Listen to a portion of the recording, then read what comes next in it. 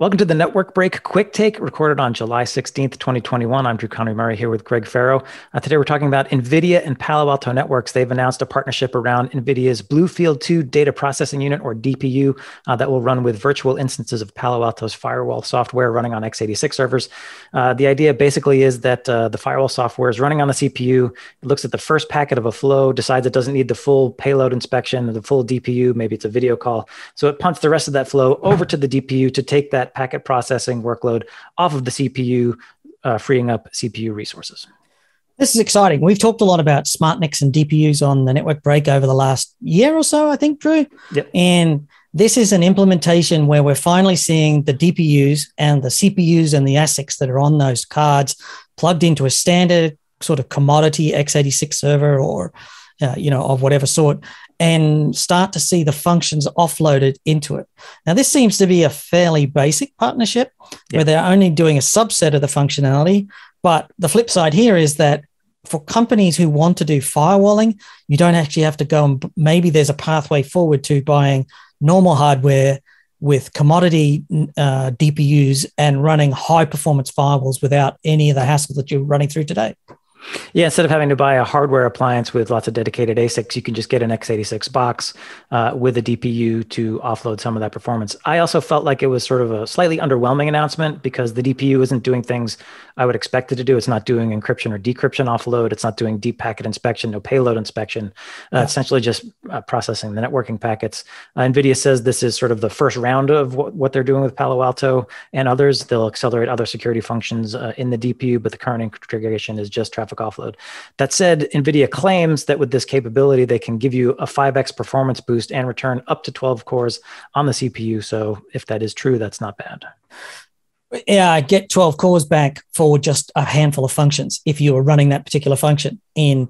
So it's sort of like caveat this, that. Do you know what I mean? Like it feels a bit like at the end of the day, this idea of using an accelerator in a hardware appliance is how modern firewalls work. It's been that way for over a decade. They don't use custom hardware. What they just do is write to the APIs of a particular brand of SmartNIC. And the DPUs sort of take this to the next level of conclusion.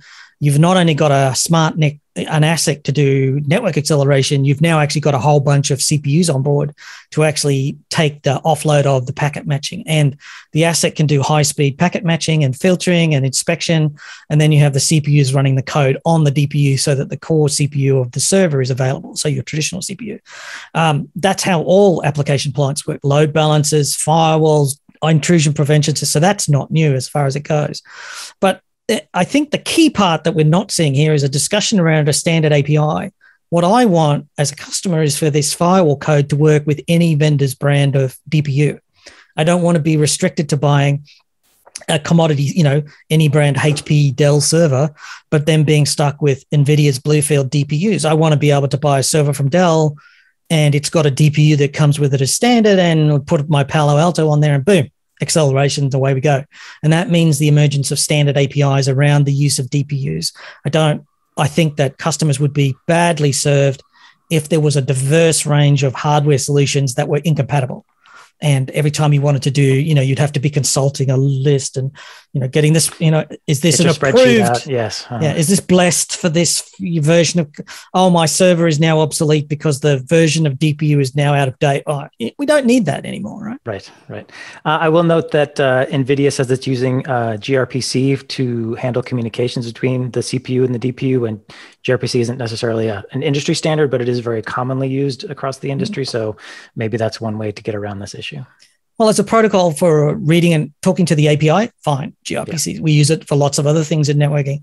It's the API structure itself. What I really want is a standard DPU API so that I can put any vendor's software on any DPU and go for it like that. Now, maybe there's some competitive stuff. We've got to find a way to converge around what features matter to people.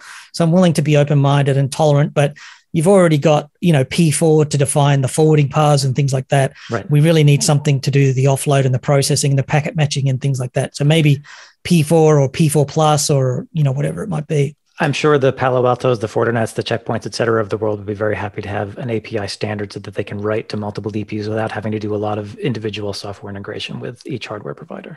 This announcement, like you alluded to it does feel incomplete, and it feels like this is rushed. It's only doing a limited subset. So I suspect that NVIDIA likes to talk a lot about itself, and it likes to release information early and often, yes, and often pointlessly, right? So these press releases aren't actually useful. They're like little micro pieces of news, and it's sort of like a lot of noise, and there's not a lot of actual speaker here, if you like. I agree. I think it's a little underwhelming in terms of all the things that DPU could be doing with security software. But I also suspect, like what you said, NVIDIA likes to talk about itself. Every company does.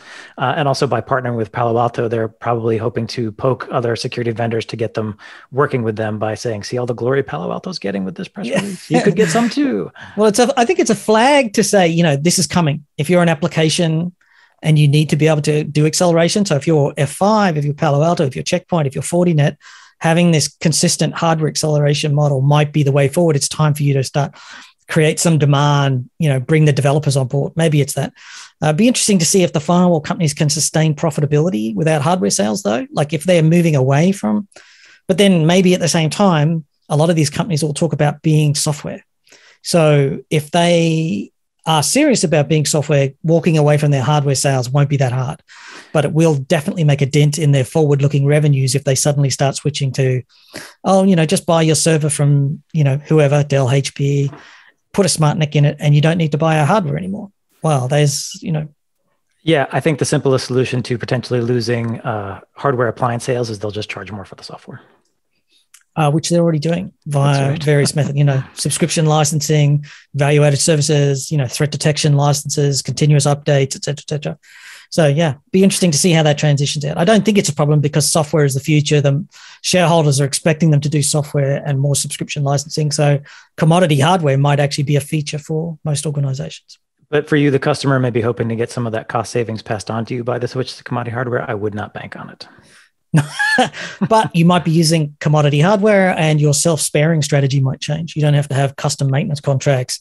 Sure. Maybe you can have just an extra couple of servers with some DPUs in them as hot spares instead of having all of these very complicated, hard to use maintenance contracts in the event of a hardware failure. So there could be. I think there's swings and roundabouts on this one.